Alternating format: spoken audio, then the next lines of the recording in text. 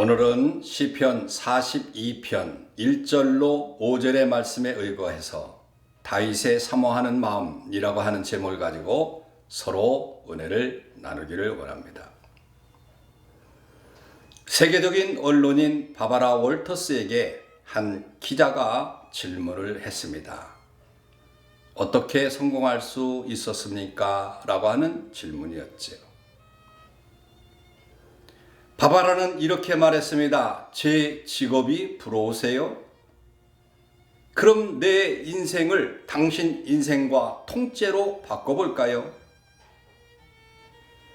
저는 소녀 가장이었습니다. 아버지는 파산했고 무능한 엄마와 장애를 가진 언니를 제가 먹여 살려야 했습니다.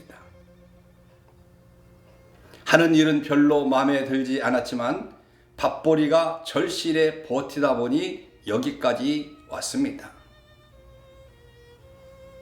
수년 전 탤런트 윤여정 씨도 무릎팍 도사에 출연해서 비슷한 대화를 나눴습니다.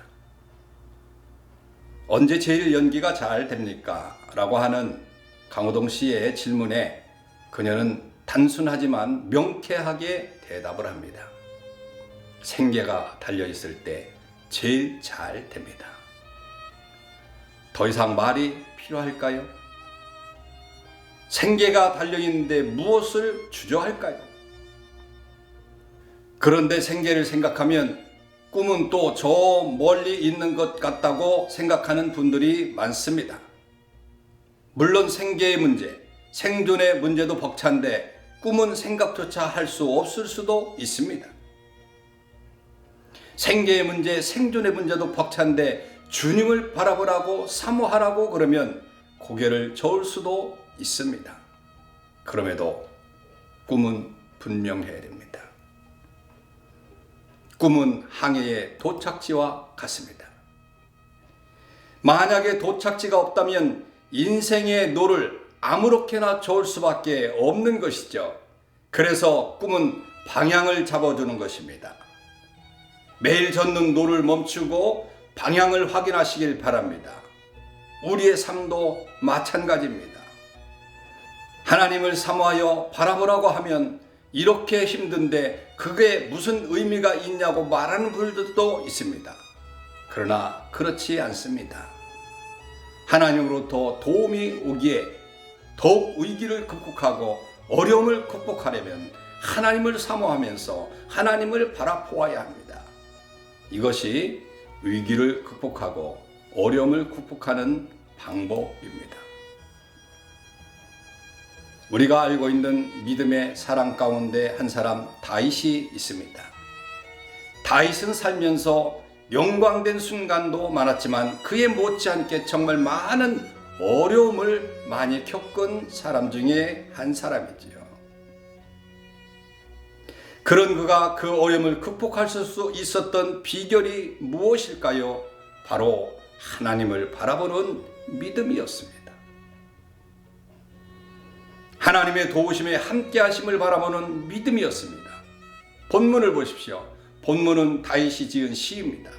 본문을 통해서 다윗이 얼마나 하나님을 사모하는 사람인지를 우리는 알 수 있습니다. 그 첫째로 본문을 보니 다윗은 목마른 사슴이 시냇물을 찾듯이 하나님을 사모했다고 그렇게 말합니다. 언젠가 동물의 왕국을 보니까 대부분의 동물이 그렇듯이 사슴은 하루에 몇 차례씩 물을 마셔야 한다고 말합니다.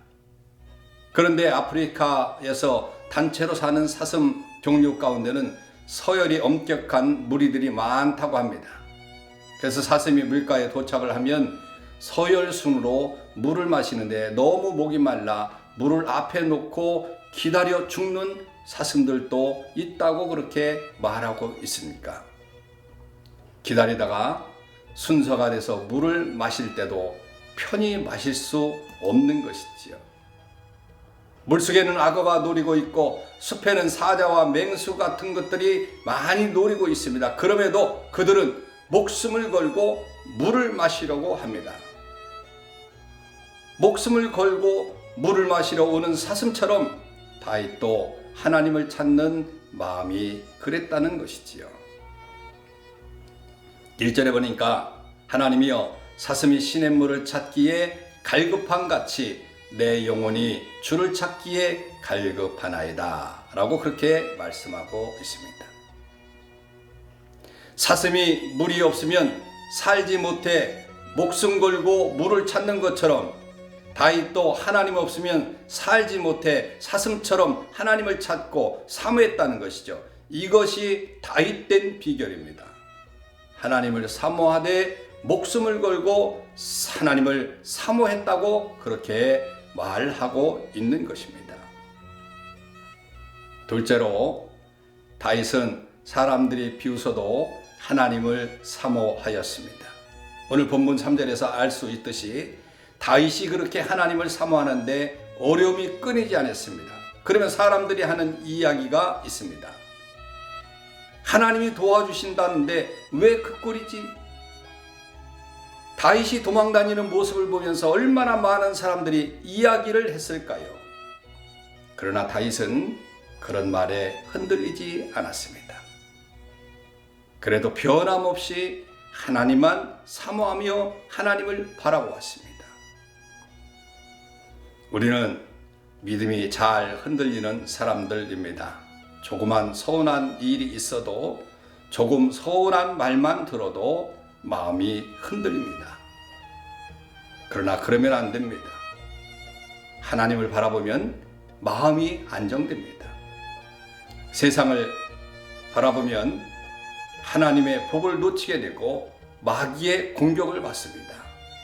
그런 것에 절대로 우리는 지지 말아야 될 줄로 믿습니다.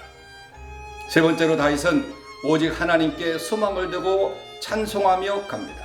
본문 5절 보니까 내 영혼아 내가 어찌하여 낙심하며 어찌하여 내 속에서 불안하는가 너는 하나님께 소망을 두라 그가 나타나 도우심으로 말미암아 내가 여전히 찬송하리로다 라고 말씀했습니다.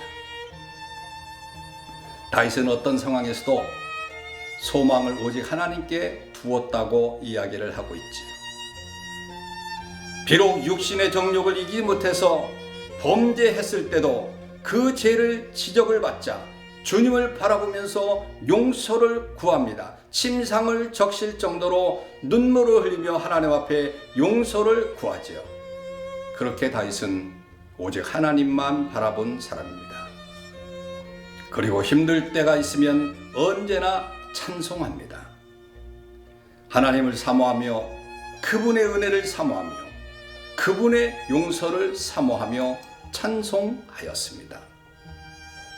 여러분, 때로 인생이 힘들고 어려울 때 우리는 주저앉을 생각을 하고 삽니다. 그러나 여러분, 그때가 하나님을 바라볼 때입니다. 그때가 하나님의 도우심을 사모할 때입니다. 누구처럼요? 다윗처럼 그렇게 하나님을 사모할 때인 줄 알고 우리의 삶 가운데 힘들고 어려운 부분이 있으면 더욱더 하나님 앞에 가까이 가서 하나님을 사모하는 저와 여러분들 되시길 주님의 이름으로 축원합니다.